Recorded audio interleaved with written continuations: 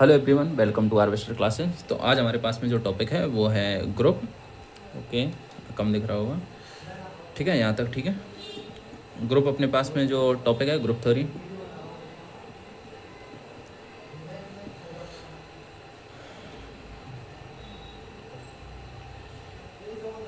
तो group theory में सबसे पहले अपन कुछ ऑपरेशंस हैं वो देखेंगे, एंड उसके बाद में अपन ग्रुप थ्योरी जो इम्पोर्टेंट टॉपिक है जहाँ से अपने पास में क्वेश्चंस बनते हैं फर्स्ट ग्रेड सेकंड ग्रेड में, एंड और अपने पास में जहाँ पे बीएससी वगैरह में जो क्वेश्चंस आते हैं वो देखते हैं, ठीक है। सबसे पहले अपने पास में जो ऑपरेशन है वो है बाइनरी ऑपरेशन। ओके, सबसे पहले ऑपरेशन है वो है, थोड़ा कैमरे में अगर हिलना वगैरह की दिक्कत हो तो बता देना, कैमरा वगैरह देख लेना एक बार, थोड़ा हो सकता है हिल रहा हो, बाकी आपको कैमरा क्वालिटी अच्छी मिलेगी, है ना। ऐसा नहीं है कि कैमरा हिल रहा है तो आपको दिखेगा नहीं, सब कुछ दिखेगा क्लियरली। ओके, तो सबसे पहले जो अपने पास में ऑपरेशन है वो है बाइनरी ऑपरेशन। मैं बाइलिंगुअल यूज़ करूँगा जो भी है अपने पास में बाइनरी ऑपरेशन। ओके, कैमरा हिल रहा है पर आपको हो सकता है थोड़ा दिक्कत आए, बट ऐसा नहीं है कि क्लियरिटी नहीं आएगी, क्लियरिटी बिल्कुल मिलेगी, ठीक वीडियो में। तो सबसे पहला ऑपरेशन है बाइनरी ऑपरेशन, द्विचर संक्रिया बोलते हैं अपन, द्विचर संक्रिया। ओके,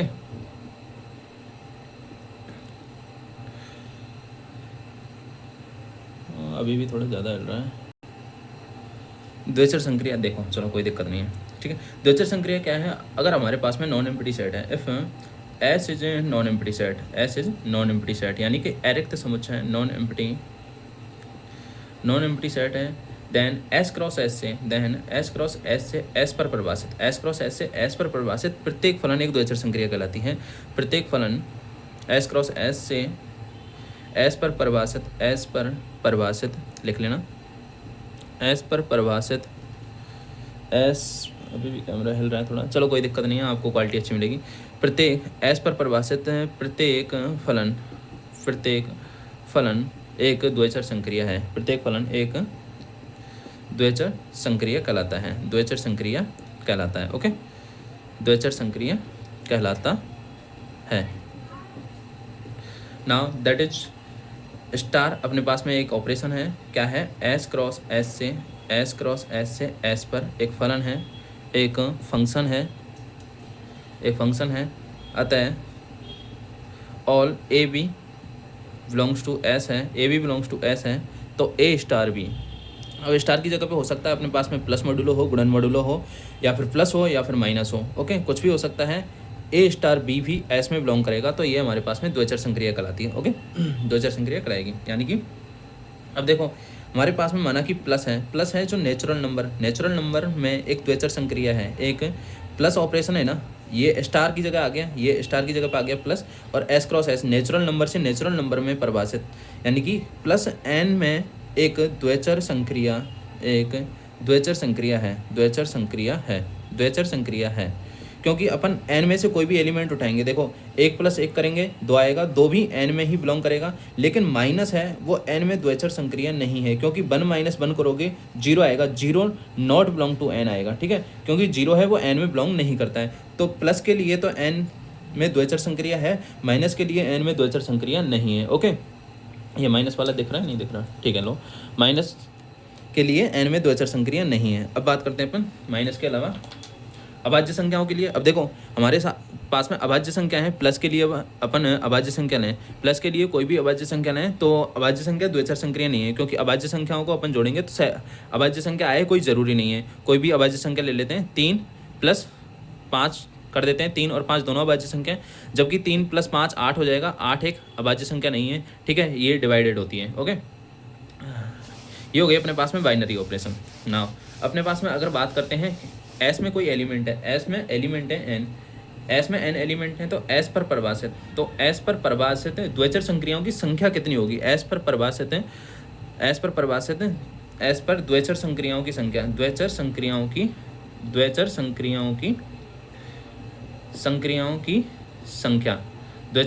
की संख्या क्या हो जाएगी? अब ये देखो एस क्रॉस एस से एस पर परिभाषित द्विचर संक्रियाओं, ये एन है, एस में कितने एलिमेंट है? एन एलिमेंट एस में है, फिर एन एलिमेंट, और इसमें भी एन एलिमेंट है, यानी कि एन क्रॉस एन क्या हो जाएगा? एन स्क्वायर और एन, तो एन में एन क्रॉस एन से परिभाषित, यानी कि अपने पास में द्विचर संक्रियाओं की संख्या कितनी हो जाएगी? एन की पावर एन स्क्वायर द्विचर संक्रियाओं की संख्या हो जाएगी। यानी कि अगर हमारे पास में एस में एलिमेंट है एन, तो एस से एस पर परिभाषित द्विचर संक्रियाओं की संख्या हो जाएगी एन की power N square. Okay,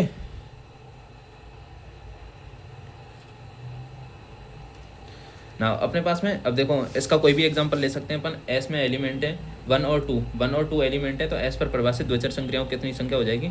S में कितने एलिमेंट हैं 2, तो 2 की पावर 2 यानी कि 2 की पावर 4 यानी कि 16। कितने अवयव हो जाएंगे इसमें, द्विचर संक्रियाओं की संख्या हो जाएगी 16।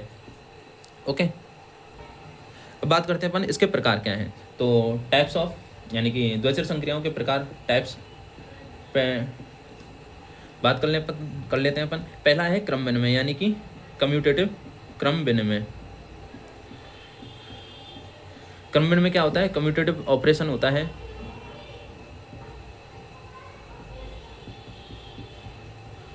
कम्यूटेटिव ऑपरेशन देख रहे हैं यहाँ तक।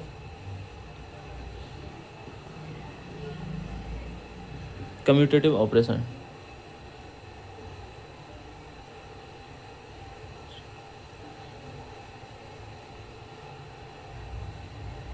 ठीक है, दिख रहा है। कम्यूटेटिव ऑपरेशन क्या हो जाएगा, एक संक्रिया देखो, एक संक्रिया स्टार है अपने पास में, एक संक्रिया स्टार समुच्चय एस पर क्रम विनिमय कहलाती है यदि ऑल यानी कि एस पर क्रम विनिमय कहलाएगी यदि A B belongs to S, यानी कि कोई भी एलिमेंट लेते हैं अपन, ए और बी बिलोंग टू एस यानी कि एस में ही है, तो ए स्टार बी करने पर और बी स्टार ए करने पर अगर बराबर आए तो उसको अपन क्रम विनिमय कहते हैं। ठीक है, तो वो उसको क्रम विनिमय हो, ए स्टार बी बराबर बी स्टार ए हो तो उसको अपन उस ऑपरेशन को अपन क्रम विनिमय ऑपरेशन कहते हैं। इसी प्रकार अक्रम विनिमय हो जाएगा, अक्रम विनिमय ये तो हो जाएगा क्रम विनिमय। अक्रम विनिमय क्या हो जाएगा, अक्रम विनिमय क्या हो जाएगा, ए स्टार बी है लेकिन बी स्टार ए नहीं हो, तो इसको अपन अक्रम विनिमय बोल देंगे, और इसको ए स्टार बी बराबर बी स्टार ए हो तो इसको अपन क्रम विनिमय बोल देंगे। ओके, नाउ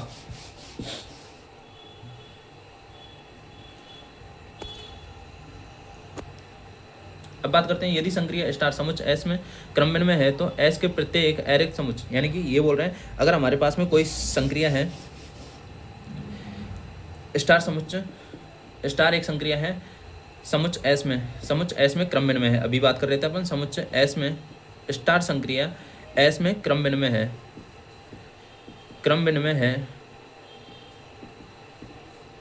तो एस के प्रत्येक एलिमेंट, यानी कि एस के प्रत्येक एलिमेंट आ जाएगा, यानी कि नॉन एम्प्टी सेट हो जाएगा। नॉन एम्प्टी यानी कि अरिक्त समुच्चय, नॉन एम्प्टी सेट यानी कि एस के प्रत्येक अवयव, या फिर बोल सकते हैं एस के अरिक्त उपसमुच्चय, एस के प्रत्येक अरिक्त उपसमुच्चय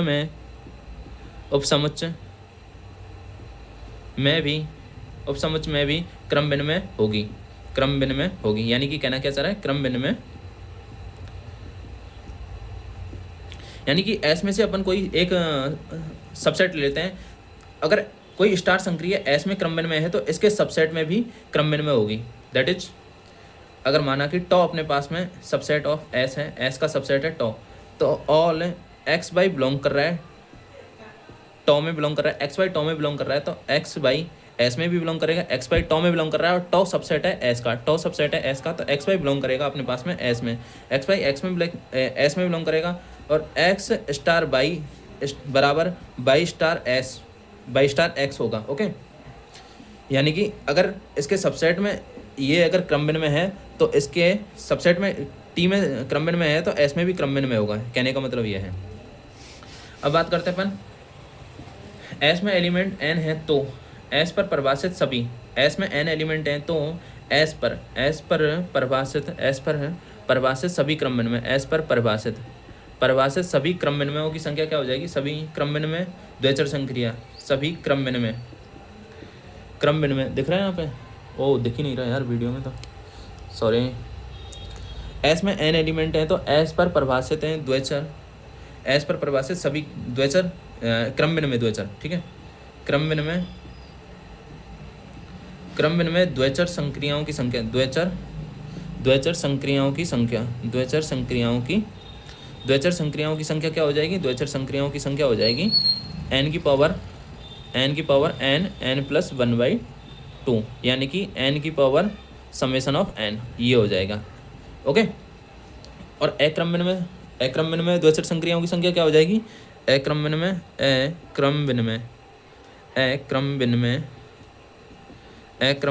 द्वैचर संक्रियाओं की संख्या, अक्रम विनिमय द्वैचर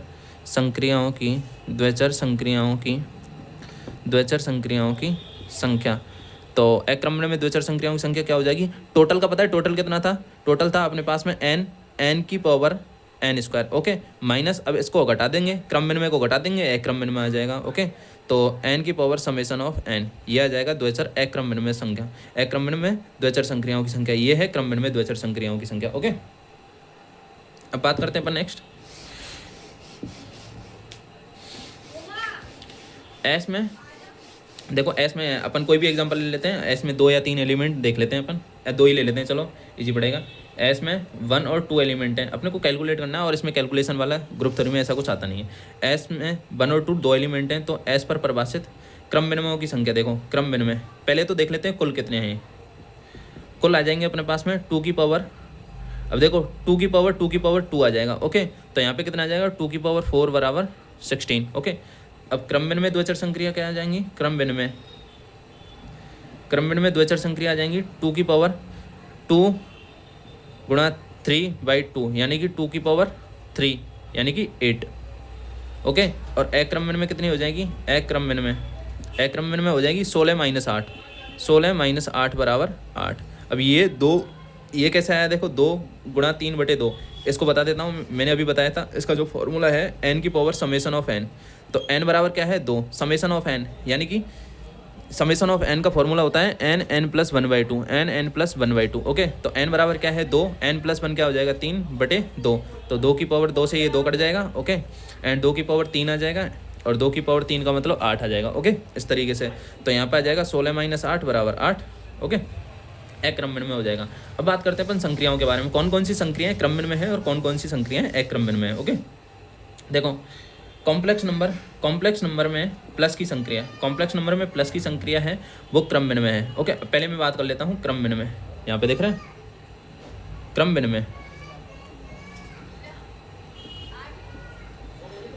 विनिमय की बात कर लेते हैं। कॉम्प्लेक्स नंबर में प्लस की संक्रिया, ओके, डॉट की संक्रिया, प्लस और डॉट की संक्रिया क्रम विनिमय, यानी कि देखो a + आयोटा b कर लो आप, एंड c + आयोटा d कर लो, तो a + c इन दोनों का प्लस करेंगे, a + c + iota b + d, ये हो जाएगा। ओके, इसी तरीके से गुणा में आ जाएगा, इनका गुणा करेंगे तो भी ये आ जाएगा। देखो a + b iota b, and यहाँ पे प्लस c + आयोटा d किया था। ओके, अब देखो क्रम विनिमय है, अभी आया था a + c + iota b + d। Okay, and इसको आगे कर दो, इसको पीछे कर दो, तो भी क्रम विनिमय है। ओके, तो यहाँ पे अगर इसको ऐसे करें a + c + iota d + a + iota b, तो भी वही आएगा, c + a + iota d + b, दोनों सेम ही आंसर आएगा। ओके, और इसी तरीके से अपन इसमें डॉट में करेंगे, डॉट के लिए भी ये क्रम विनिमय है, डॉट के लिए क्रम विनिमय है। ठीक है, a + iota b and dot c + iota d, देखो a + ac हो जाएगा, ac and plus iota ad हो जाएगा, एंड यहाँ से आ जाएगा आयोटा bc हो जाएगा, और यहाँ पर आयोटा स्क्वायर की वैल्यू -1 आ जाएगा, -1, यानी कि bd हो जाएगा, एंड इसी तरीके से इसको मल्टीप्लाई करेंगे तो c + आयोटा d ये हो जाएगा। एक सेकंड रुको, हाँ क्या बता रहा था? c + आयोटा d हो जाएगा। देखो c + iota d dot a + iota b, okay, a + iota b dot के लिए ये है या नहीं क्रम विनिमय, ये देख लेते हैं। तो c + a, c.a हो जाएगा, एंड यहाँ से ये आ जाएगा आयोटा cb प्लस आयोटा यहाँ पे आ जाएगा, और प्लस da आ जाएगा। ओके, और यहाँ से आ जाएगा -b और d, देखो सेम ही है, ac आयोटा b यहाँ पे आ जाएगा bc, ये bc cb और da -bd। ओके, तो यानी कि प्लस कॉम्प्लेक्स में प्लस और डॉट की जो संक्रिया है वो क्रम विनिमय है। इसी तरीके से मैं बात करता हूँ जेड में प्लस मॉडुलो एन एंड गुणन मॉडुलो एन की संक्रिया है वो भी क्रमबिन में है। ओके, इसकी दोनों की संक्रिया।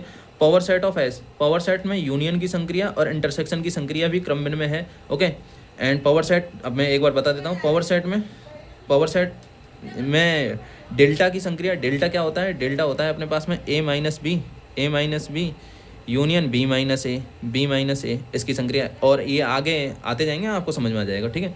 या फिर इसको ऐसे बोल सकते हैं A union B minus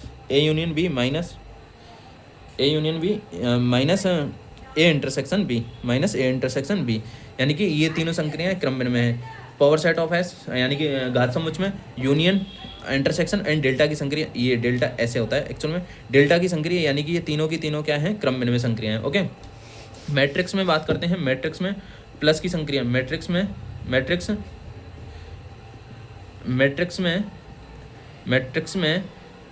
plus की संक्रिया क्रमबिन में संक्रिया है। Okay, matrix N R real number हो जाएगा अपने पास में। ए बराबर कोई भी अपने पास में मैट्रिक्स है, आई क्रॉस आई की आई जे एन क्रॉस एन की मैट्रिक्स है, एन क्रॉस एन की मैट्रिक्स है, ए आई जे बराबर बिलोंग टू आर में करेगा। ओके, ए आई जे बिलोंग करेगा आर में। ओके, ए आई जे बिलोंग करेगा आर में अपने पास में। और एम एन को क्या बोलते हैं अपन, एम एन को बोलते हैं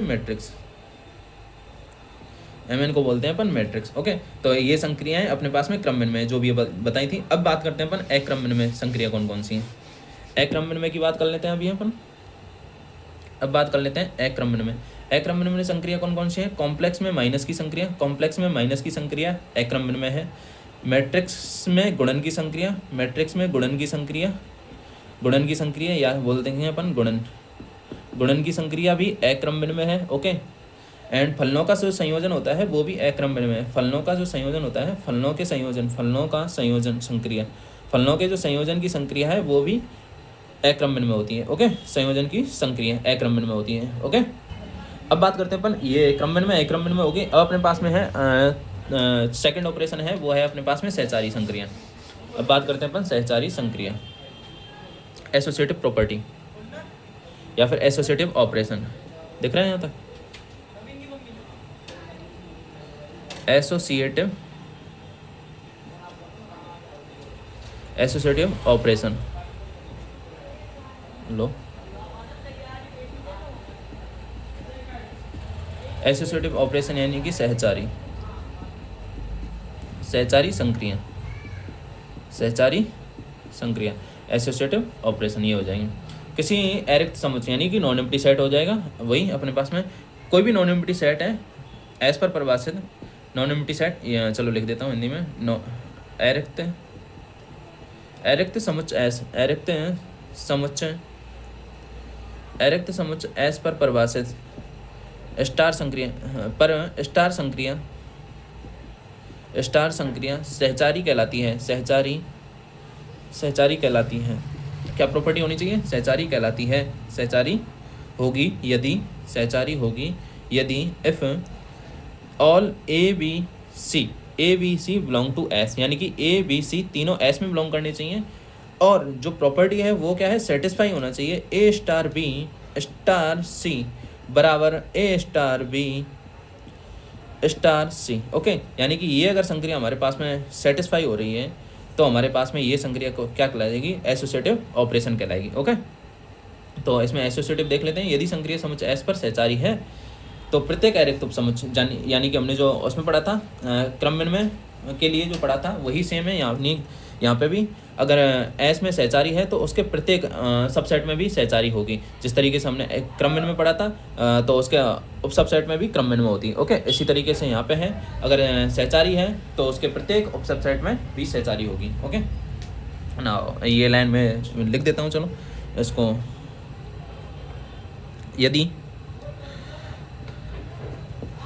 यदि संक्रिया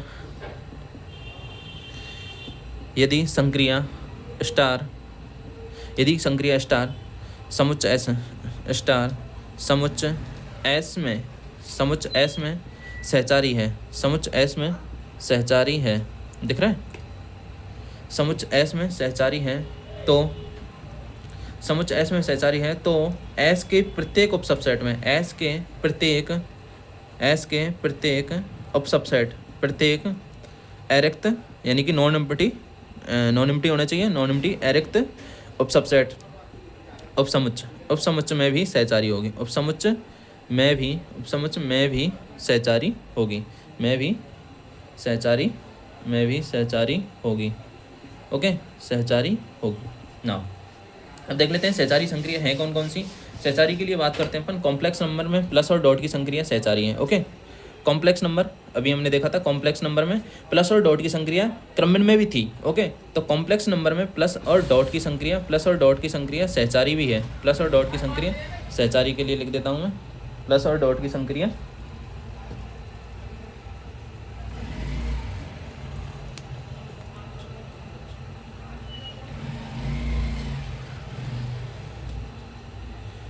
सहचारी, देख रहा,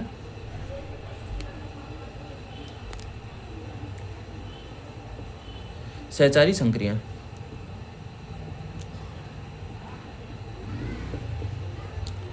तो कॉम्प्लेक्स नंबर में ये इसको कॉम्प्लेक्स नंबर से डिनोट करते हैं, सी के बीच में एक डंडा हो जाता है तो उसको कॉम्प्लेक्स नंबर बोलते हैं। कॉम्प्लेक्स नंबर में प्लस और डॉट की संक्रिया सहचारी संक्रिया है। ओके, प्लस और डॉट की संक्रिया सहचारी संक्रिया है। जेड में यानी कि इंटीजर्स में प्लस मॉडुलो एन एंड गुणन मॉडुलो एन दोनों की संक्रिया सहचारी है। पावर सेट ऑफ एस में यूनियन एंड इंटरसेक्शन की संक्रिया भी सहचारी है, अभी देखा था हमने, ऐसे ये क्रमन में भी थी और सहचारी भी है। पावर सेट ऑफ एस में डेल्टा की संक्रिया भी सहचारी है। अब बात करते हैं अपन मैट्रिक्स गुणन, मैट्रिक्स योग और गुणन के लिए। तो मैट्रिक्स में योग और गुणन दोनों के लिए, योग और गुणन दोनों के लिए सहचारी है, योग और गुणन दोनों के लिए मैट्रिक्स योग और गुणन दोनों की संक्रिया सहचारी है। ओके, अब बात करते हैं अपन फलनों के संयोजन की। फलनों का संयोजन भी सहचारी संक्रिया है। फलनों का जो संयोजन है वो भी सहचारी संक्रिया, फलनों का संयोजन सहचारी है, फलनों का संयोजन की संक्रिया सहचारी है। अब बात करते हैं अपन जो सहचारी नहीं है वो है कॉम्प्लेक्स नंबर में माइनस की संक्रिया वो सहचारी नहीं है, माइनस की संक्रिया सहचारी नहीं है, माइनस की संक्रिया सहचारी नहीं है। ओके, ये याद रखना है। बाकी ये जो चीज़ें थी इसमें देखो बात करते हैं, इसमें गुणन नहीं था, अगर क्रमन में की बात करें तो इसमें प्लस और डॉट की थी, गुणन मॉडुलो एन था। ओके, यूनियन इंटरसेक्शन डेल्टा योग की संक्रिया थी, फलनों का संयोजन ये भी अपने पास में क्रमन में नहीं था। ओके, इस चीज़ का ध्यान रखना। अब ये सहचारी है, कॉम्प्लेक्स नंबर में माइनस की संक्रिया सहचारी नहीं है, बाकी सेम एज इट इज है। ओके, अब बात करते हैं अपन बीजीय संरचना, एल्जेब्रिक स्ट्रक्चर की बात कर लेते हैं थोड़ा सा। एल्जेब्रिक स्ट्रक्चर में क्या होता है, एल्जेब्रिक स्ट्रक्चर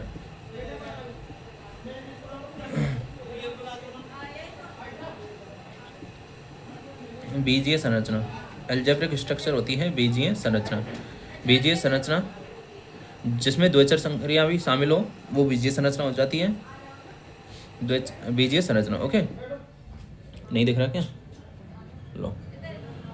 तो एल्जेब्रिक स्ट्रक्चर क्या होता है अपने पास में, एल्जेब्रिक स्ट्रक्चर में क्या होता है, देखो ठीक है, कैमरा सेट है। ओके,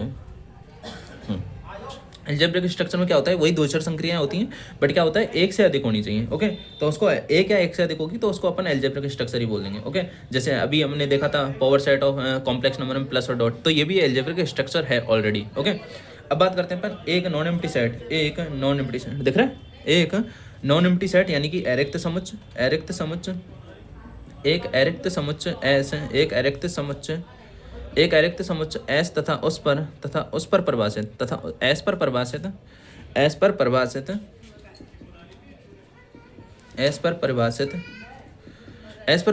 एक या एक से अधिक द्विचर संक्रिया, एक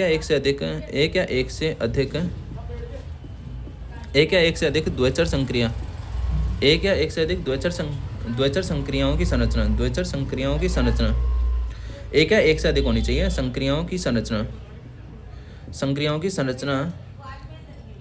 संरचना एक बीजीय संरचना कहलाती है, एक एल्जेब्रिक स्ट्रक्चर कहलाती है। तो इसको अपन एक है बीजीय संरचना कहलाती है। ठीक है, बीजीय संरचना यानी कि एक अरिक्त नॉन एम्प्टी सेट एस पर परिभाषित एक या एक से अधिक द्विचर संक्रिया, यानी कि बाइनरी ऑपरेशन है, एक या एक से अधिक, वह तो द्विचर संक्रियाओं की संरचना एक बीजीय एल्जेब्रिक स्ट्रक्चर कहलाता है। ओके, संरचना कहलाती है। कहलाती हैं। जैसे अपन बात कर सकते हैं जेड में माइनस की संक्रिया, जेड में प्लस और माइनस की संक्रिया। अब बात करूँ आपको, यहाँ पे नेचुरल नंबर है, माइनस नहीं आएगा क्योंकि नेचुरल नंबर में माइनस की संक्रिया द्विचर संक्रिया ही नहीं है। क्यों नहीं है? क्योंकि बताया था अभी कि n 1 माइनस 1 करोगे तो 0 आता है, 2 माइनस 2 करोगे तो 0 आता है, और 0 नेचुरल नंबर में बिलोंग नहीं करता है। तो ये एल्जेब्रिक स्ट्रक्चर नहीं है क्योंकि ये द्विचर स्ट्रक्चर यानी कि बाइनरी ऑपरेशन नहीं है, इसलिए ये अपने पास में एल्जेब्रिक स्ट्रक्चर भी नहीं होगा। ओके, यहाँ पे ये हो गया जेड में, एंड जेड में प्लस माइनस और डॉट की संक्रिया, ये सारी द्विचर संक्रियाएं, ये सारी क्या है? द्विचर संक्रिया हैं, सॉरी एल्जेब्रिक स्ट्रक्चर हैं अपने पास में, एल्जेब्रिक स्ट्रक्चर है। ओके, और ये अपने पास में एल्जेब्रिक बाइनरी ऑपरेशन ही नहीं है तो एल्जेब्रिक स्ट्रक्चर भी नहीं होगा। ओके, ये n माइनस के लिए, ठीक है। अब बात करते हैं हम इनकी प्रॉपर्टीज़ के बारे में। प्रॉपर्टी क्या है इनकी? तो बीजीय संरचना के जो गुणधर्म हैं वो हैं, देखो पहले क्लोजर, तत्समक, आइडेंटिटी, एंड इसके अलावा इनवर्स होना चाहिए इनका, वो देखते हैं अपन सारी चीज़ें।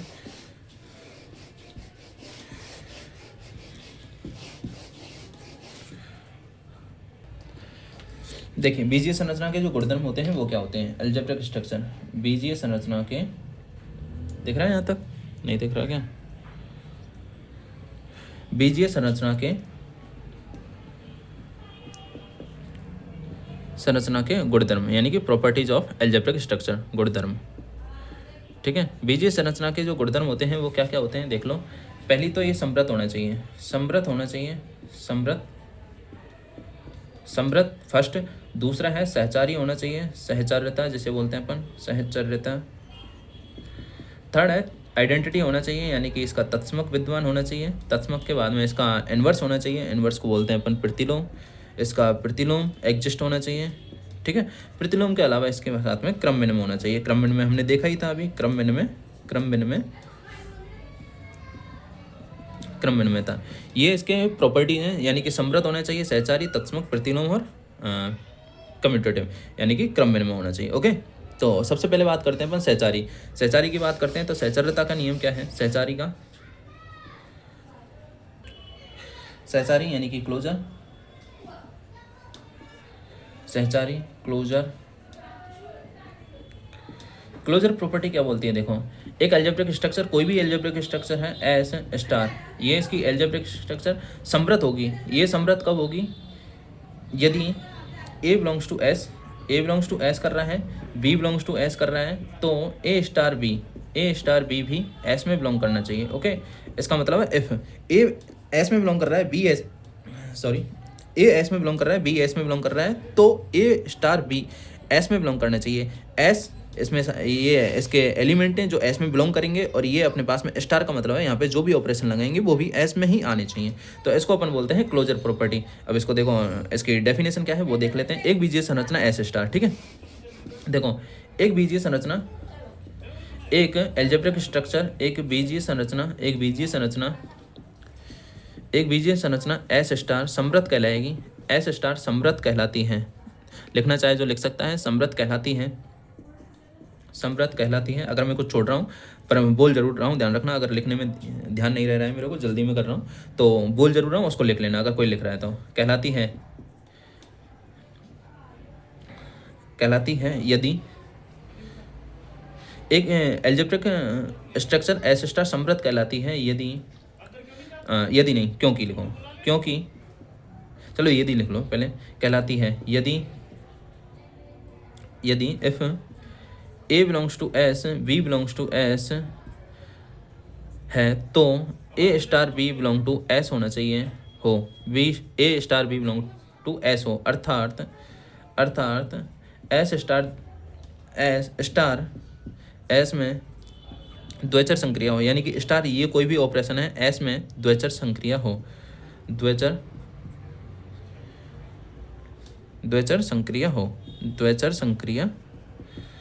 ओके, ये हो गई अपने पास में सहचारी। अब बात करते हैं अपन क्लोजर की, ठीक है, यहाँ तक हो गया होगा। अब बात करते हैं अपन, ये सॉरी क्लोजर हो गया, समृद्धता हो गई है। अब बात करते हैं अपन तत्समक, एग्जिस्टेंट ऑफ आइडेंटिटी।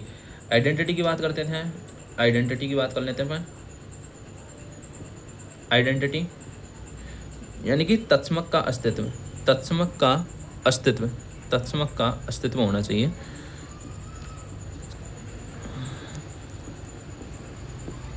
तत्समक का अस्तित्व। एक स्ट्रक्चर यदि किसी बीजीय संरचना यदि इफ बीजीय संरचना किसी इफ यदि किसी बीजीय संरचना इफ किसी बीजीय संरचना एस स्टार में एक ऐसा एलिमेंट एस स्टार में एक ऐसा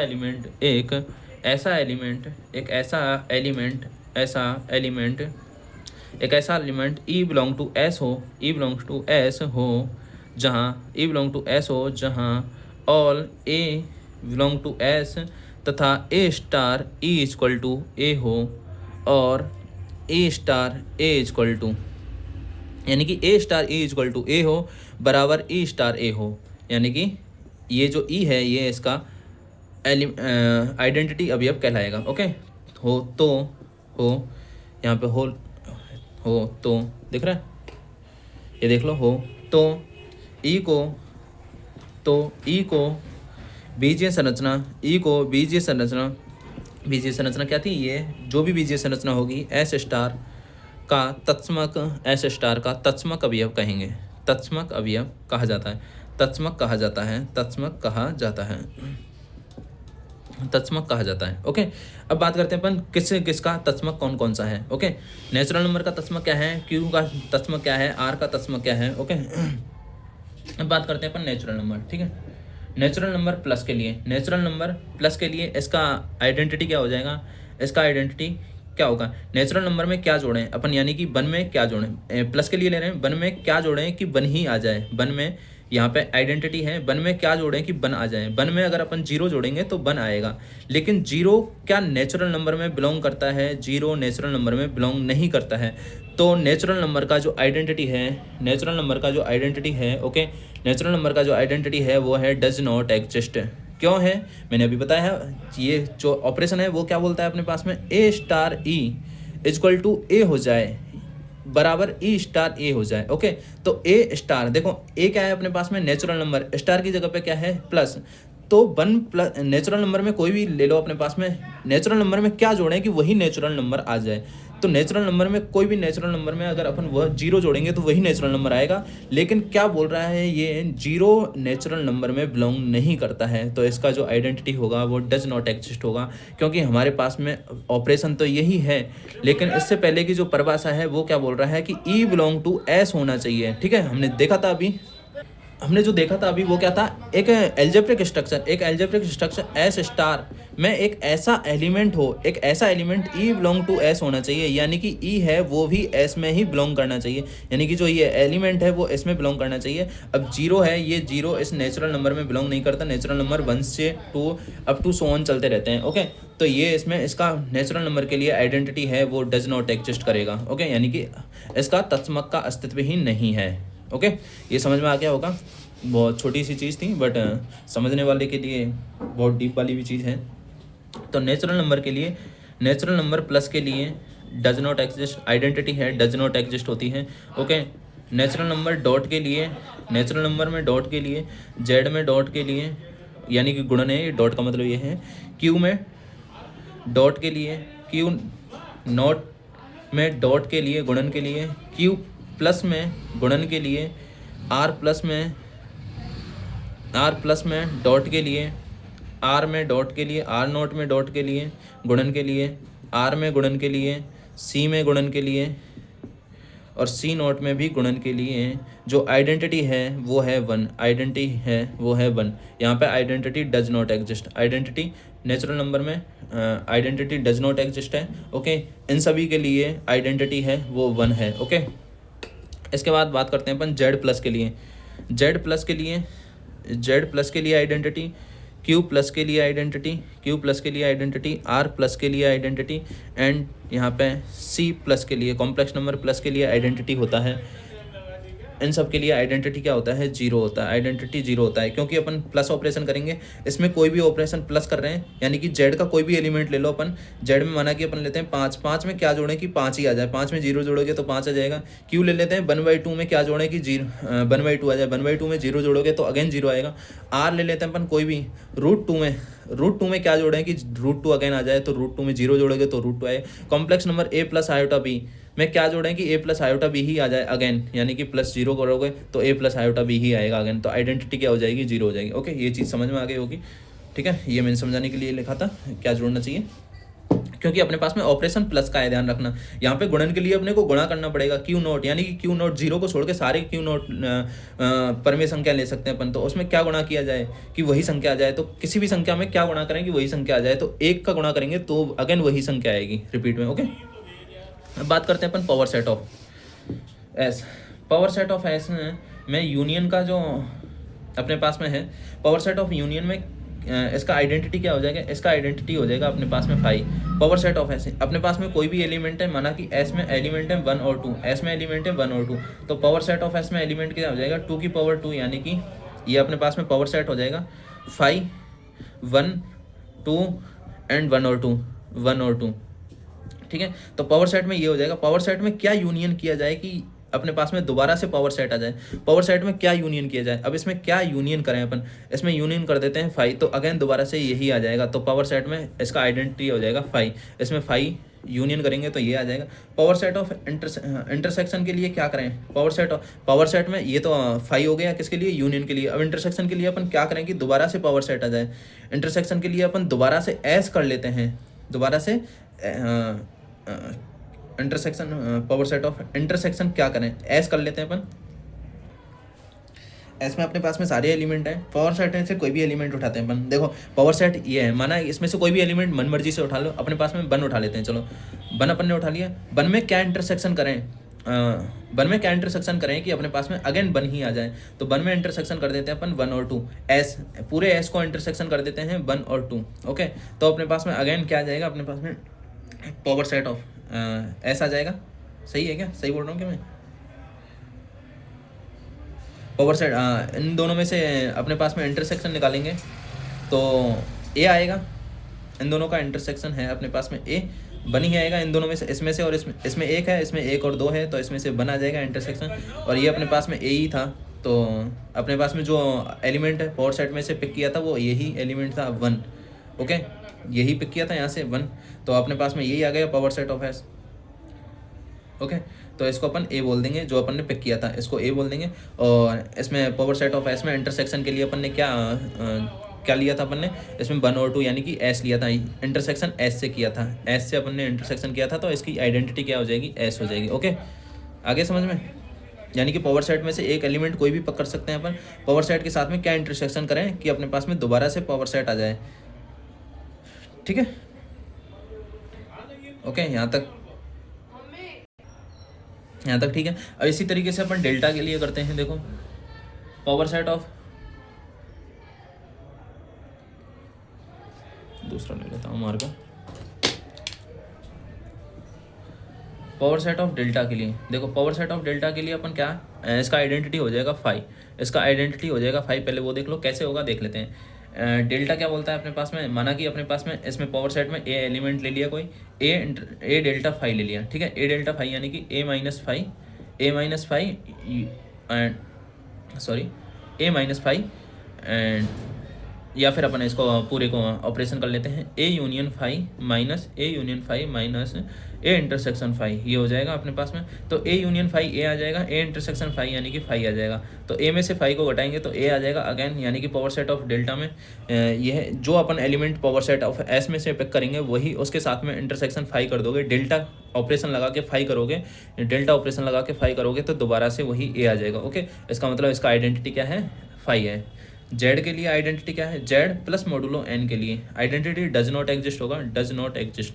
देखो जेड प्लस मॉडुलो एन क्या बोलता है, पहले ये पता होना चाहिए। जेड प्लस मॉडुलो एन, इसके लिए आपको पहला और दूसरा लेक्चर देखना पड़ेगा जो ग्रुप थ्योरी का इंट्रोडक्शन है, इसके लिए डज नॉट एग्जिस्ट होगा, क्योंकि जेड में अपन प्लस मॉडुलो एन कुछ भी कर लेते हैं तो उससे छोटी सारी एलिमेंट, जैसे मान लें अपने पास में 1 है, 1 प्लस मॉडुलो एन अपन करते हैं 5, अपने पास में जेड ले लिया अपन ने, प्लस मॉडुलो एन 5 ले लिया।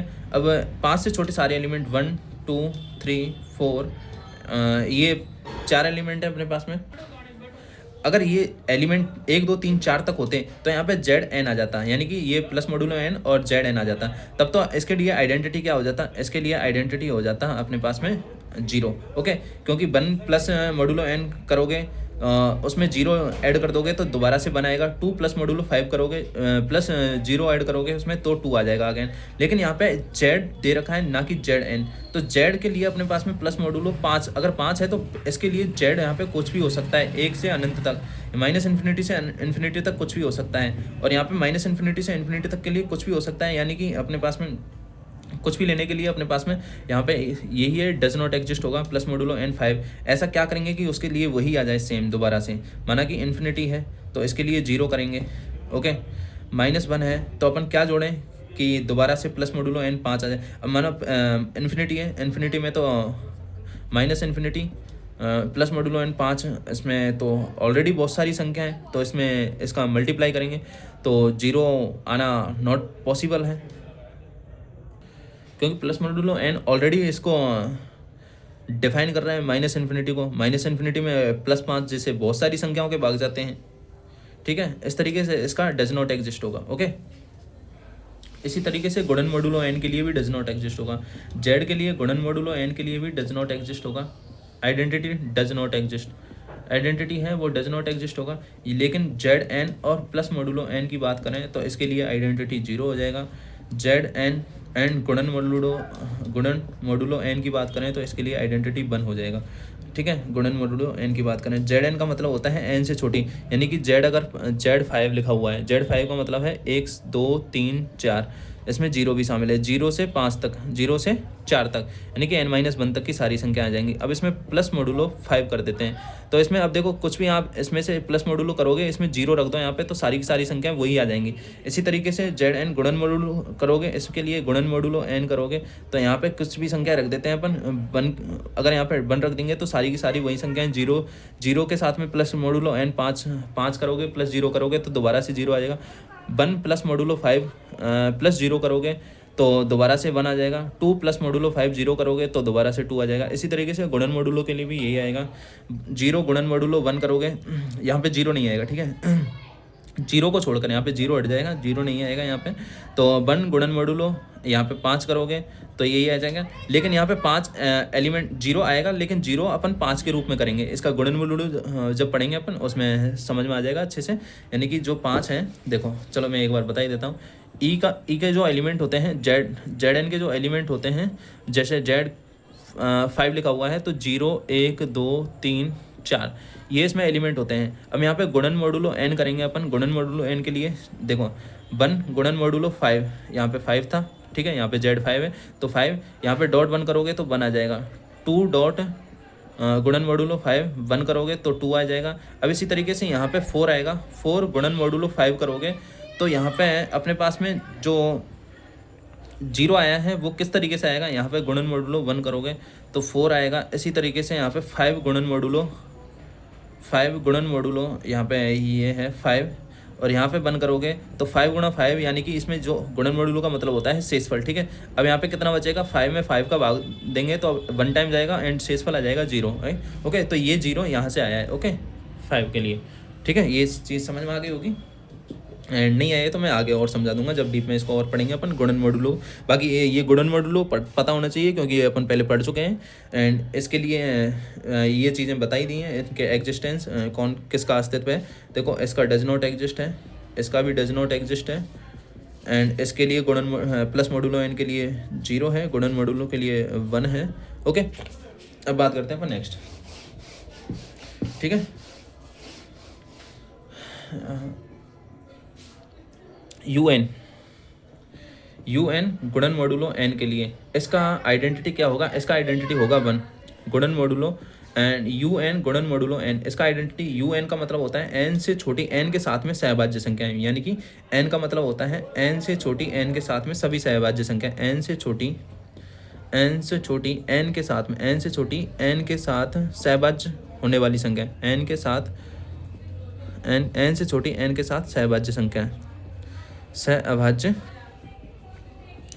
संख्या है। ठीक है, UN का मतलब ये होता है।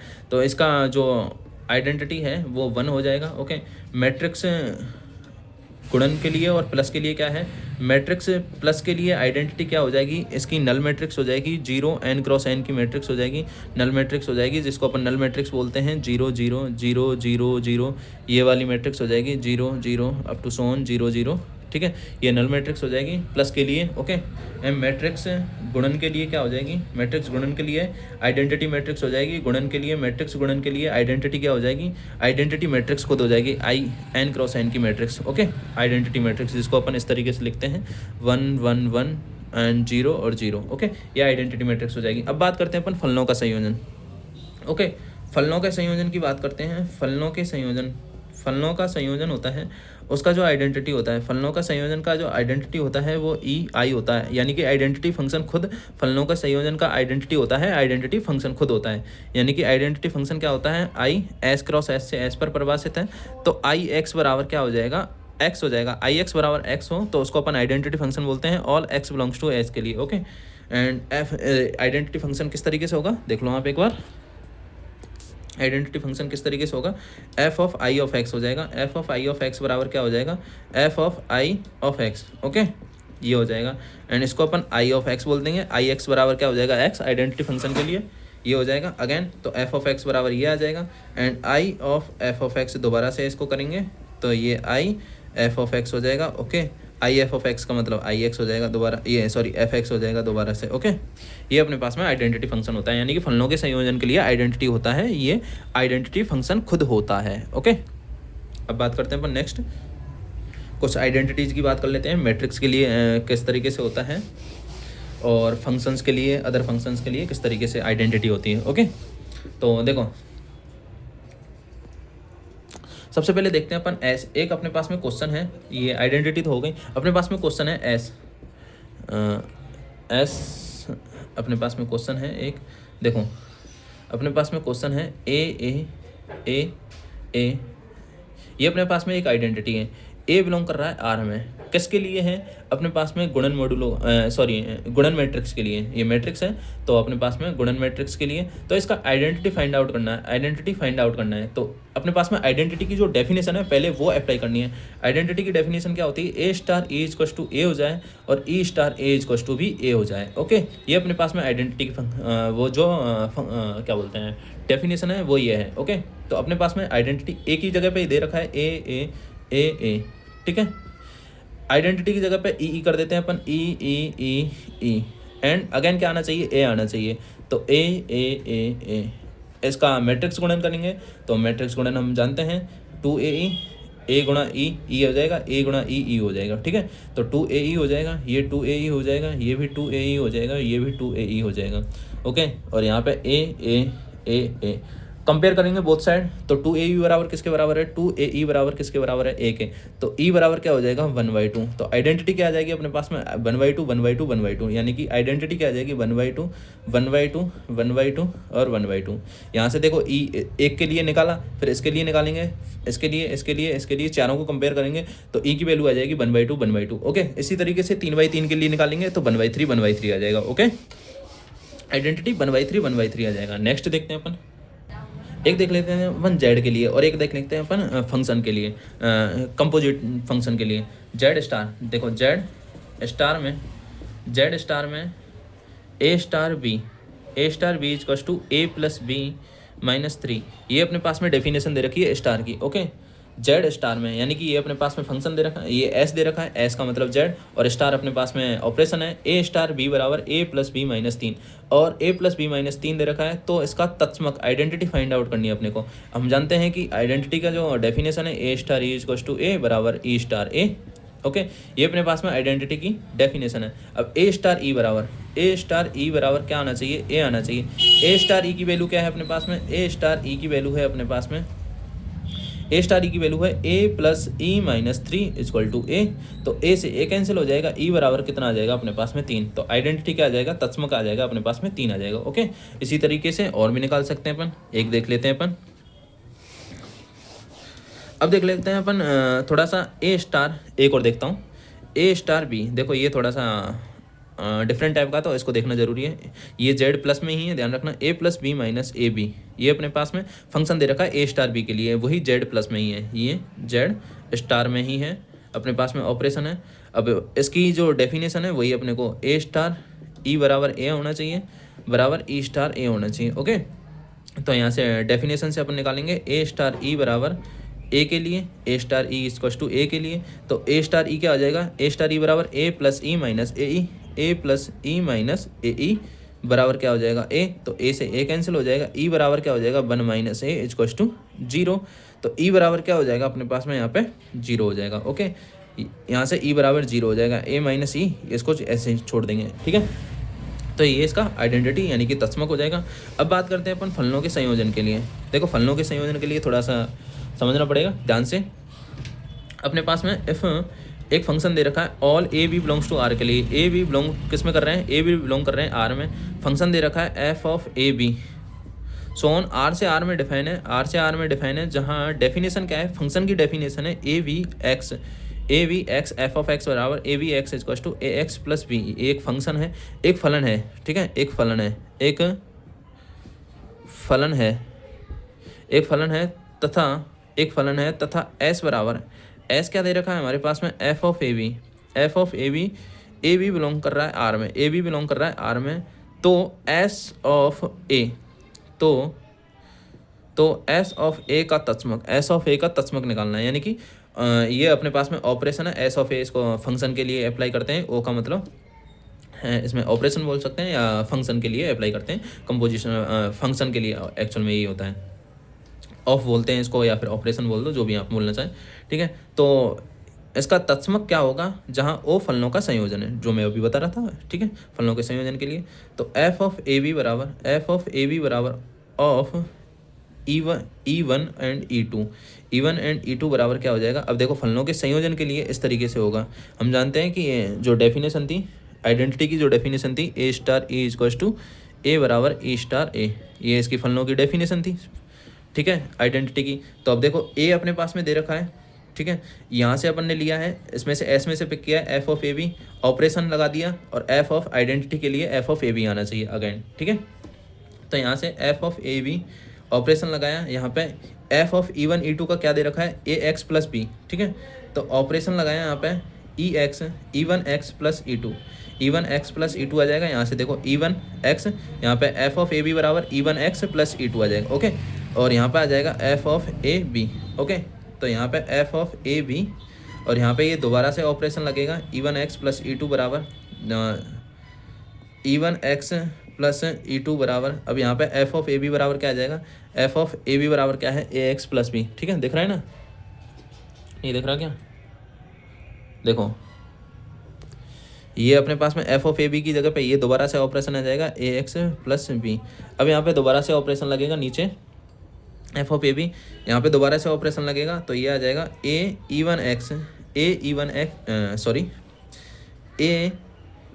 ई one X plus E two, ये आ जाएगा अपने पास में ऑपरेशन। ठीक है, जैसे ये ए एक्स के साथ में जुड़ गया था, तो ये इसके साथ में जुड़ जाएगा ए के साथ में, और प्लस बी आ जाएगा, और A X plus B as it is रह जाएगा। ओके, तो यहाँ पे आ जाएगा A E one X plus A E two plus B equals to A X plus B, B से बी कैंसिल हो जाएगा। अब ए एक्स, ए से ए आ जाएगा, एक्स से एक्स हट जाएगा, ई वन इक्वल्स टू क्या आ जाएगा 1, और ई टू इक्वल्स टू क्या आ जाएगा यहाँ पे 0 आ जाएगा। ठीक है, ये अपने पास में ऑपरेशन हो गया है, देख लो। ठीक है, इसको बोथ साइड कंपैरिजन करेंगे, बी से बी कैंसिल हो जाएगा, एक्स का मल्टीप्लाई इसमें ए ई वन है और एक्स का मल्टीप्लाई ए है, तो ई वन इक्वल्स टू ए आ जाएगा, बना जाएगा, और ई टू इक्वल्स टू 0 आ जाएगा। बोथ साइड कंपैरिजन करेंगे अपन यहाँ से। ठीक है, तो ये हो जाएगा अपने पास में। तो यहाँ पे जो इसका तत्समक है वो क्या आ जाएगा, एफ ऑफ तत्समक आ जाएगा F10। ओके, ये इसका तत्समक हो जाएगा, यानी कि इसको राउंड फिगर में अगर लिखना चाहें तो इस तरीके से लिख देंगे। ये ध्यान रखना, लिख लेना, समझ में आ गया होगा, नहीं तो बैक कर लेना वीडियो को। अब इसको जो तत्समक है वो उसको किस तरीके ले, अरे यार दिख ही नहीं रहा, इसका जो तत्समक है F10 इस तरीके से लिखेंगे, और इसको लिखेंगे F10 composite function A V X बराबर F of 10 A X plus B, इस तरीके से लिख देंगे, या फिर A X plus B equals to F of A V X लिख देंगे। ओके, यहाँ तक हो गया। अब बात करते हैं अपन प्रतिलोम। चलो प्रतिलोम और देख लेते हैं, लगभग 1 घंटे का वीडियो हो चुका है। प्रतिलोम देख के और अपन कल इसके एग्जाम्पल देख लेंगे प्रतिलोम के। ओके, देखो प्रतिलोम क्या होता है, एग्जिस्टेंस, इनवर्स ऑफ एग्जिस्टेंस। प्रतिलोम, प्रतिलोम का अस्तित्व, प्रतिलोम का अस्तित्व, प्रतिलोम का अस्तित्व क्या होता है, existence of, existence of inverse.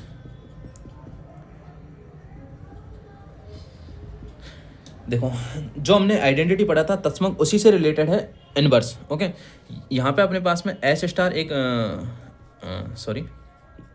S star अपने पास में एक बीजीय स्ट्रक्चर दे रखा है, यानी कि एल्जेब्रिक स्ट्रक्चर है।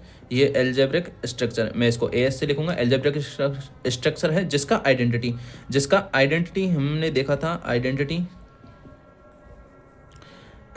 इसको आइडेंटिटी बोल देता हूँ, आइडेंटिटी इसका ई था। ठीक है, हमने अभी देखा था आइडेंटिटी ई को ई से ही डिफाइन करते हैं। आइडेंटिटी किस तरीके से निकालते हैं, आइडेंटिटी ई है किसी अवयव ए बिलोंग्स टू एस का प्रतिलोम। अब आपने पास में माना इसमें से कोई एक अवयव ले लिया हमने ए, जो एस में बिलोंग कर रहा है। ठीक है, इसका प्रतिलोम क्या होगा, इसका प्रतिलोम माना कि हमने इसका प्रतिलोम मान लिया ए इनवर्स। ए इनवर्स को डिफाइन कर रहे हैं अपन बी से, तो इसका प्रतिलोम ए इनवर्स बी से डिफाइन करेंगे।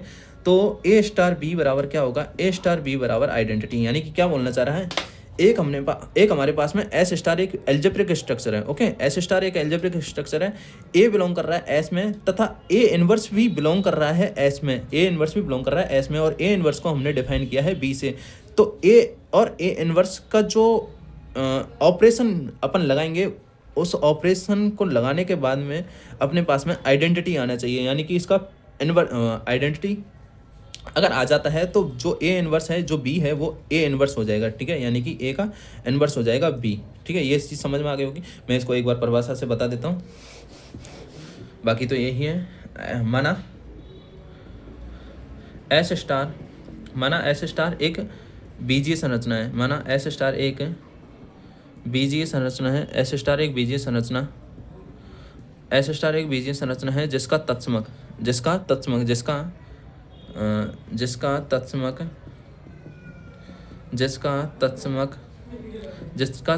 ई है, जिसका तत्समक ई है किसी अवयव ए बिलोंग्स टू, किसी अवयव ए बिलोंग्स टू एस का प्रतिलोम, किसी अवयव ए बिलोंग्स टू एस का प्रतिलोम, किसी अवयव ए बिलोंग्स टू एस का प्रतिलोम बी बिलोंग्स टू एस कहलाता है, बी बिलोंग्स टू एस कहलाता है। यानी कि दोनों ए और ए इनवर्स दोनों एस में ही बिलोंग करेंगे, तभी इसका इनवर्स कहलाएगा। यदि कहलाता है यदि ए star B equals to E हो, ए star B equals to E हो बराबर बी स्टार ए, यानी कि ये आइडेंटिटी होगा तभी ये इसका ई ए का बी ए का इनवर्स कहलाएगा। हो इसे ए इनवर्स से व्यक्त करते हैं, जैसा मैंने अभी बताया था, ए इनवर्स से व्यक्त करते हैं। बीजीय संरचना एस स्टार का प्रतिलोम तब विद्यमान होता है जब, अब देखो ये वही चीज़ बोल रहा है, बीजीय संरचना एस स्टार का प्रतिलोम तब विद्यमान होता है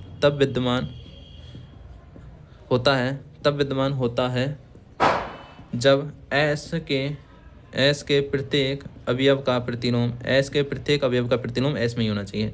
एस के प्रत्येक अवयव का प्रतिलोम एस में ही होना चाहिए। प्रतिलोम एस में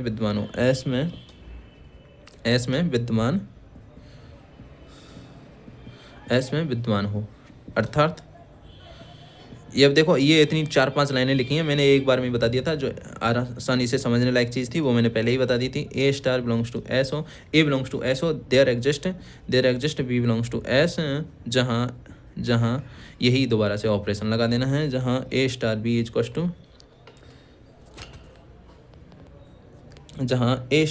इक्वल्स टू ई हो बराबर बी स्टार ए हो। ठीक है, ये अपने पास में ऑपरेशन है। ठीक है, जो मैंने अभी बताया था वही है। बाकी अपन इसके कल एग्जाम्पल देख लेंगे जो भी हैं। बाकी 1 घंटे की नेट वीडियो हो गई। ठीक है, मिलते हैं अपन नेक्स्ट वीडियो में, तब तक के लिए थैंक यू सो मच।